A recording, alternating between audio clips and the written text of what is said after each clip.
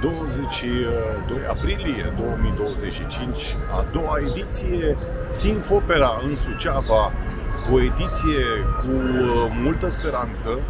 Prima ediție a fost de mare succes, dar iată că avem parte în anul 2025 și de cea de-a doua ediție.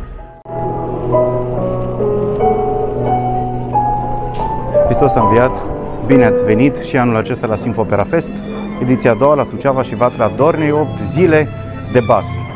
Vă așteptăm să vă bucurați de toate evenimentele pe care vi le-am pregătit. Va fi ceva minunat și astăzi începem Tales of Sound, povești ale sunetului. Vă invit să vă bucurați de ceva minunat.